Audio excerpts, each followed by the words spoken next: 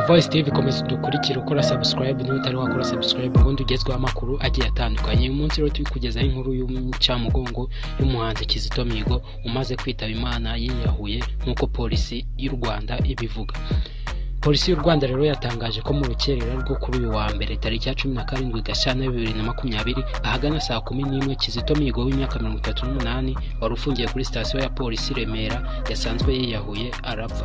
Kizito Mihigo yari amaze iminsi 3 muri kasho ya polisi aho ubugenzacyaha bwamukurikiranagaho ibyaha birimo kwambuka umupaka mu buryo bunyuranyije n'amategeko ndetse no gutanga ruswa. Itangazo rya polisi riravuga ko tariki ya 15 na 16 Gashyantare yari yasuwe nabo mu muryango we ndetse n'umuhagarariye mu mategeko. Iperereza ryatangiye kugira ngo hamenyekane icyateye Kizito Mihigo kwiyambura ubuzima. Urwego rw'igihugu rw'ubugenzacyaha RIB kuwa gatanu tariki ya 14 Gashyantare 2020 rwari rwatangaje ko inzego z'umutekano zashyikirijwe urwego RIB umuhanzi Kizito Mihigo mbere yaho kuwa kane tariki ya 13 Gashyantare 2020. Ni nyuma yo kumufatira mu karere ka Nyaruguru mu ntara y'Amajyepfo ashaka kwambuka mu buryo bunyuranyije n'amategeko ajya i Burundi nk'uko RIB yabitangaje ibinyujije kuri Twitter. RIB kandi yatangaje ko Kizito Mihigo akekwaho icyaha cyo kwambuka umupaka mu buryo bunyuranyije n'amategeko agamije kujya kwifatanya n'imitwe y'iterabwoba irwanya igihugu ndetse n'icyaha cya ruswa. Iperereza ngo ryahise ritangira kuri ibi byaha akekwaho kugira ngo dosiye ye ishyikirijwe ubugenzacyaha.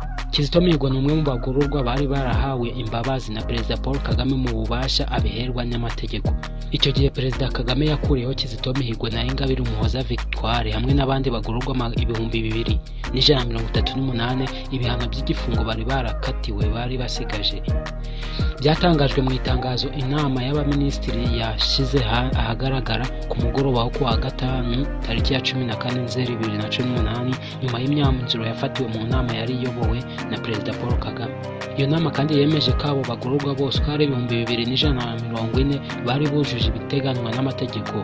Kizito, Ingabire na bagenzi be bakaba bari barasabye imbabazi muri Kamena 2018. Ku ruhande rwa Kizito iyi nkuru isa nkaho itatunguranye kuko hari hashize iminsi 4 gusa asheshe ubujurire yari yagejeje mu rukiko rw'ikirenga ku myaka yakatiwe. Mu busobanuro Mukamusoni Antoinette wamwunganiraga mu mategeko yatanze yavuze ko ngo Kizito yasanze ibyo ajuririra nta gaciro bifite ahitamo kureka kuburana. Gusa ababikurikiranira hafi bari batangiye guhwihwisa ko Kizito Mihigo yaba yararetse ubwo bujurire kuko yari amaze gufungwa imyaka imwemerera guhabwa imbabazi. Kujuririra igihano yahawe mu rw'ikirenga rero bikaba byarahitaga bikuraho ubwo burenganzira kuko ufunzwe yemererwa izo mbabazi gusa mu gihe atajuririye igihano yakatiwe n'inkiko. Muri 2015 Kizito Mihigo yari yakatiwe igifungo cy'imyaka 10 yahamijwe ibyaha byo kugambanira igihugu agamije kukibuza umudendezo no kurema umutwe w'abagizi ba nabi. Kuwa gatandatu tariki ya 15 Nzeri 2018 nibwo Kizito Mihigo na Ingabire Victoire basohotse muri gereza y'Amageragere.